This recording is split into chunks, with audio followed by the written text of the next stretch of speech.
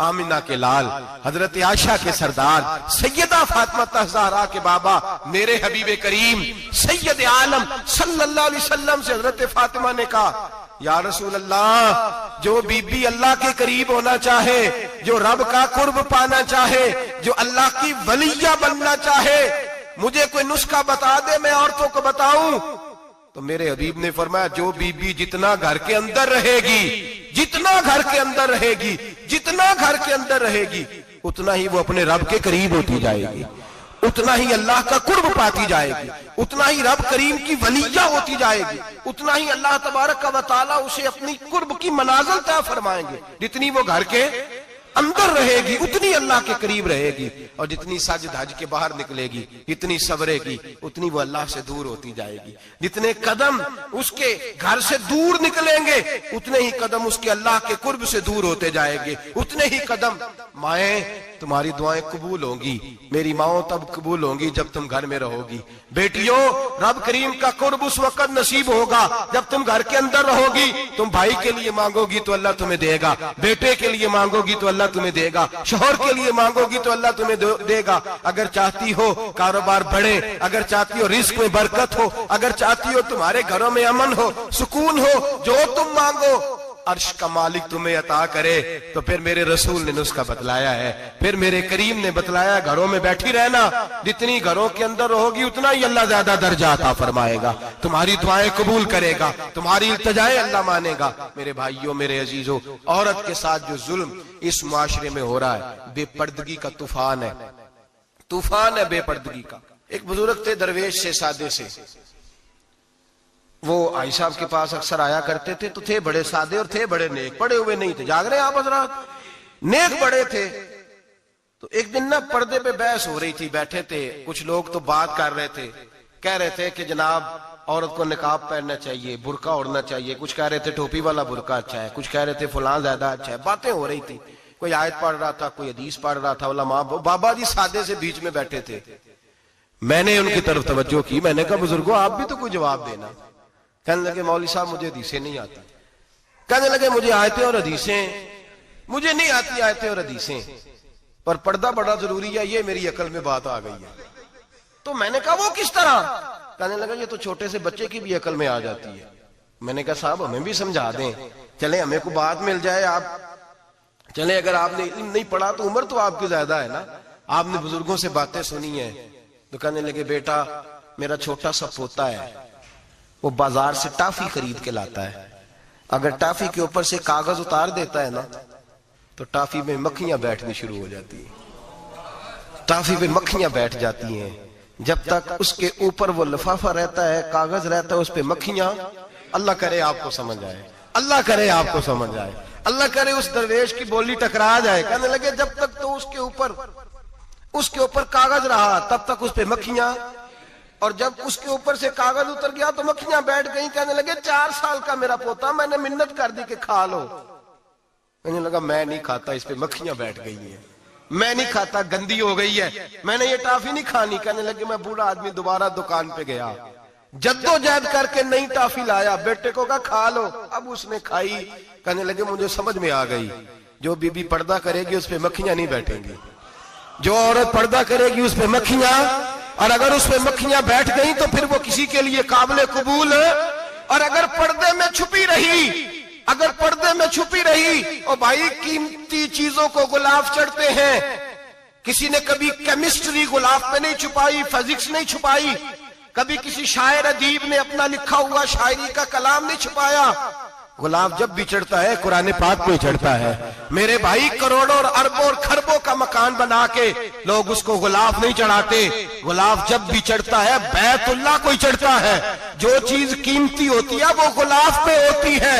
मेरी बहनों, मेरी बेटियों, अगर तुम अपने आप को कीमती बनाना चाहती हो तो गुलाब में छुप जाओ, तुम्हारी कीमत बढ़ जाएगी, तुम्हारा वकार बढ़ जाएगा, तुम्हारी अजमत बढ़ जाएगी। मेरे हबीब ने फरमाया जितनी घर के अंदर रहोगी, दुनिया तो दुनिया रही, अल्लाह की नजर में तुम्हारी कीमत बढ़ जाएगी, रब करीम की निगाह में तुम्हारा वकार बढ़ जाएगा, अल्लाह की नजर में तुम्हारी अजमत बढ़ जाएगी। और जब औरत निकलती है, जब वो घर से निकलती है, मेरे हबीब करीम अलैहिस्सलाम ने फरमाया औरत छुपाने की चीज है, چھپانے کی چیز ہے، چھپانے کی یہ قیمتی ہے، یہ خزانہ ہے، اسے چھپا کے رکھو۔ فرمایا جب یہ گھر سے نکلتی ہے، فرمایا اور کوئی دیکھے نہ دیکھے شیطان اسے دیکھتا ہے، شیطان وسوسہ اندوزی کرتا ہے، شیطان اسے دیکھتا ہے۔ اور حبیب کریم سید عالم صلی اللہ تعالی علیہ وسلم جب بات کرتے تھے، جب لفظ بیان کرتے تھے، محتاج جملے بولتے تھے، بڑا کم، رحمت للعالمین نبی کی زبان سے بڑا کم سخت جملے نکلتے تھے۔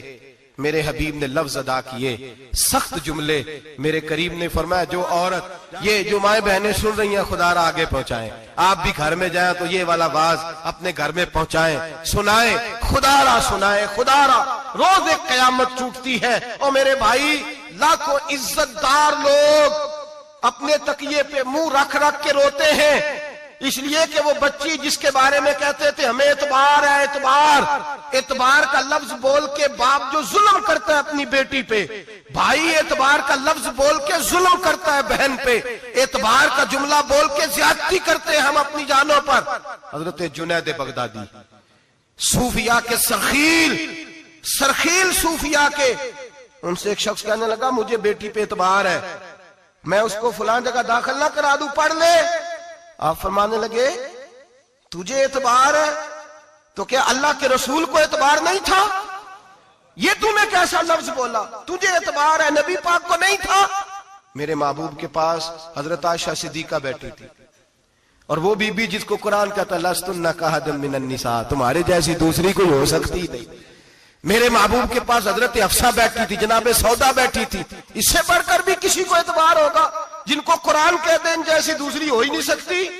حضرت عبداللہ بن مکتوم نابینا سے ابھی آئے، او بھائی نابینا دل کی آنکھیں کھول کے سنو، نابینا سے ابھی نابینا آنکھوں سے نظر نہیں آتا، حضور کی بارگاہ میں آئے، مجھے اعتبار ہے بیٹی پہ، مجھے اعتبار ہے، سندل کی بنی ہوئی بیٹی ہے، حور ہے تیری بیٹی، اس کے قریب گناہ نہیں جاتا، یہ تو زیادتی کر رہا ہے اپنی بیٹی پہ، یہ جملہ بول کے تو ظلم کر رہا ہے، تو ظالم اور فاجر ہو گیا جب تو نے یہ کہا کہ مجھے اعتبار ہے۔ میرے حبیب پاک سے بڑھ کر کس کو اعتبار ہوگا؟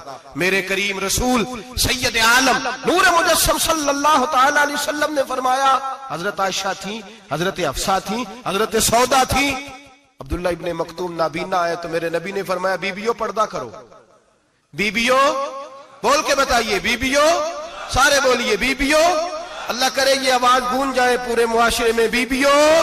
میرے نبی نے جملہ کہا بیبیوں پردہ کر لو، پردہ کرو، نظریں جھکاؤ، نقاب اوڑھو۔ ایک زوجہ بولی حضور انہیں تو نظر نہیں آتا، وہ تو بیچارے نابینے ہیں۔ ترمذی میں حبیب پاک کے لفظ سنیے، یا رسول اللہ انہیں تو نظر نہیں آتا۔ میرے رسول نے فرمایا تمہیں تو نظر آتا ہے نا، تم تو اندھی نہیں نا، وہ ایک مرد آیا ہے، وہ ایک صحابی آیا ہے، تمہیں تو نظر آتا ہے، تمہاری آنکھیں تو ہے، اسے فتنہ آئے نہ آئے تمہیں نظر آتا ہے، خبردار پردہ کرو، آنکھیں جھکاؤ، چہروں پہ نقاب ڈالو۔ حضرت جنید بغدادی فرمانے لگے اگر میرے رسول پاک اپنی ازواج کو کہتے ہیں پردہ کرو اور تو کہتا ہے مجھے اعتبار ہے، اگر نبی پاک اپنی بیٹی حضرت فاطمہ کو کہتے ہیں پردہ کر، تو کہتا ہے مجھے اعتبار ہے۔ جناب جنید بغدادی مزید بولے، آپ فرمانے لگے اگر حسن بصری پڑھانے والا ہو، رابعہ بصری پڑھنے والی ہو، اور بیچ میں قرآن پاک پڑھا ہوا ہو، پڑھانے والا حسن بصری، پڑھانے والے حسن بصری جنہوں نے مولا علی شیر خدا کی صحبت پائی، جنہوں نے ام المومنین حضرت ام سلمہ کے گھر میں پرورش پائی، فرمایا پڑھانے والا حسن بصری، پڑھنے والی رابعہ بصری، وہ بی بی جو دعا مانگے تو اللہ مردہ اونٹ کو زندہ فرما دے۔ فرمایا پڑھانے والا حسن بصری ہو، پڑھنے والے رابعہ بصری ہو، اور جو پڑھا جائے وہ قرآن ہو۔ فرمایا قسم اللہ کی عزت کی میں پھر بھی انہیں پڑھنے پڑھانے کی اجازت نہیں دیتا، میں پھر بھی انہیں تنہائی میں بیٹھنے کی اجازت نہیں دیتا، میں پھر بھی انہیں اکیلے رہنے کی اجازت نہیں دیتا، اس لیے کہ یہ حسن بصری ہیں اور منع کرنے والے امام الانبیاء ہیں، اس لیے کہ یہ رابعہ بصری ہیں اور منع کرنے والے سید الرسل ہیں، خبردار پھر بھی اجازت نہیں۔ میرے نبی کریم علیہ السلام بولے، حضور کی بارگاہ میں صحابہ نے عرض کیا کہ یا رسول اللہ صلی اللہ علیہ وسلم اگر کوئی نیک آدمی کسی نیک عورت کے ساتھ بے پردہ ہو، نیک آدمی وہ پیر گناہگار نہیں جس کے پاس بیویاں جاتی ہیں، وہ گناہگار نہیں، وہ تو مجرم ہے، وہ خالی گناہگار نہیں، وہ تو پاپی ہے، وہ خالی گناہگار نہیں، وہ تو دین کا ڈاکو ہے، ڈاکو وہ تو فاسق وہ تو دین کی حدیں توڑنے والا ہے، وہ تو اس کو تو گھسیٹا جائے گا قیامت کے دن، جو عورتوں سے بے پردہ ملتا تو گھسیٹا جائے گا۔ لیکن سوال یہ ہے وہ خامد کدھر ہوتا ہے جس کی بیوی پیر کے پاس اکیلی جاتی ہے؟ سوال یہ ہے وہ بھائی کدھر ہوتا ہے جس کی بہن پیر کے پاس اکیلی جاتی ہے؟ سوال یہ ہے بیٹا کدھر ہوتا ہے جس کی اماں اکیلی جاتی ہے؟ میرے نبی رحمت، نور مجسم، شفیع معظم، سرور کون و مکان، سیاح لامکان صلی اللہ علیہ وسلم کی خدمت عالی مرتبت میں صحابی نے پوچھا کہ یا رسول اللہ اگر نیک ہو بندہ، بی بی بھی نیک ہو تو ایک میں بیٹھ سکتے ہیں؟ اعلیٰ حضرت نے فرمایا اگر عورت دین سیکھنے چاہے پیر کے پاس جائے تو اپنے خاوند کے ساتھ جائے، اپنے بھائی کے ساتھ جائے، پھر بھی پردے میں بیٹھے، دور بیٹھے، آواز کے ساتھ بات کو سمجھے، لیکن اس کو تنہائی کرنے کی اجازت کسی کو بھی اجازت ہے، وہ چاہے جو مرضی بھی ہو، کوئی بھی ہو، بڑی کھلی بات کر رہا ہوں۔ میرے حبیب پاک سے پوچھا حضور اگر مرد عورت نیک ہو پھر بھی تنہا نہیں بیٹھ سکتے؟ میرے محبوب نے فرمایا اگر زکریا کے بیٹے یحییٰ ہوں اور عیسیٰ کی والدہ مریم ہو تو پھر بھی میں انہیں تنہا رہنے کی اجازت نہیں دیتا، پھر بھی انہیں تنہا رہنے کی میں اجازت نہیں دیتا، پھر بھی اجازت نہیں ہے۔ جب میرے رسول پاک صلی اللہ علیہ وسلم نے اتنی پابندی لگا دی، جب بات حضرت حسن بصری اور رابعہ بصری کی آ گئی، جب بات جناب مریم سلام اللہ علیہا اور جناب سیدنا زکریا علیہ السلام کی آ گئی، جب یہاں تک بات پہنچ گئی تو پھر تو ماڈرن ہے، پھر تو زیادہ اعتبار والا ہے کہ تیری بیٹی یونیورسٹی ڈرائیور کے ساتھ جاتی ہے، پھر تو نے کہاں سے وہ اس کے اندر نور بھر دیا ہے کہ تیری بیٹی اکیلی گھومتی ہے، پھر کہاں تو نے یہ بات سمجھ لیا ہے کہ تیری بچی جہاں مرضی تنہا رہتی ہے، پھر تو کہاں سے وہ قوت لایا؟ یہ تعلیم ہے۔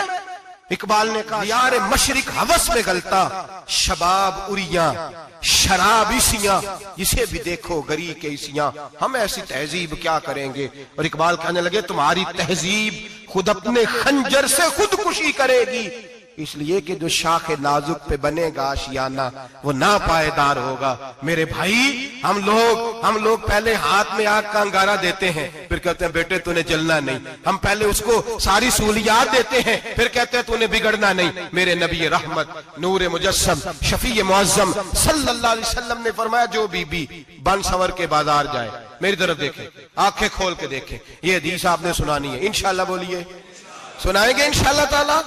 بول کے انشاءاللہ کہیے آپ کو ثواب ہوگا، سنائیں گے انشاءاللہ؟ میرے نبی کریم صلی اللہ علیہ وسلم نے فرمایا جو عورت بن سور کے بازار جائے، اب تو خیر بیویاں برقع پہن کے جاتی، برقعے پہ بھی کڑھائی کی ہے، برقعے پہ بھی کام کرایا، برقعے پہ جو کام اور نقش نگاری ہوئی ہے وہ 10,000 کی ہے۔ برقع پردے کے لیے پہننا تھا، دکھانے کے لیے؟ یہ کیسا برقع ہے کہ اس نے برقع بھی پہنا ہوا ہے اور برقع بھی اس نے فیشن والا پہن لیا ہے؟ یہ کس طرح کا؟ اس تو پردے کو پردے کی ضرورت پڑ گئی۔ یہ کیسا پردہ ہے کہ جو پردے کو پردے کی ضرورت ہے؟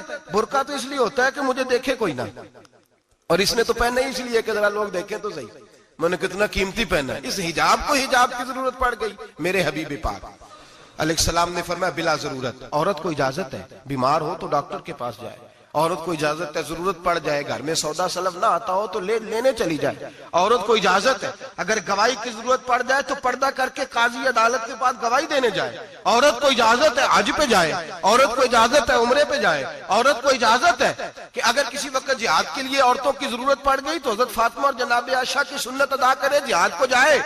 لیکن اگر عورت موج کرنے جائے اور روز کہے وہ دیکھیں نا فلاں پارک میں تھے آپ تو کبھی گئے ہی نہیں، فلاں جگہ تھے آپ کے پاس تو فرصت ہی نہیں، فلاں میری سرگودے والی بہن کا خامن تو روز لے کے جاتا ہے آپ نے تو کبھی توجہ ہی نہیں فرمائی، روز پیغام دیتی رہے۔ میرے حبیب کریم سید عالم صلی اللہ علیہ وسلم نے فرمایا جو بی بی بن سور کے بلا ضرورت بازار جائے، نبی پاک علیہ السلام نے فرمایا ایک قدم وہ اٹھائے گی تو اس پر اللہ کی لعنت برسے گی، فرشتوں کی لعنت برسے گی، زمین والے لعنت برسائیں گے، آسمان والے لعنت برسائیں گے۔ اور میرے حبیب بولے تو فرمایا جب اللہ کی لعنت برسے گی تو میں بھی اس بی بی پہ لعنت ہی کروں گا جو بی بی بن سور کے جائے۔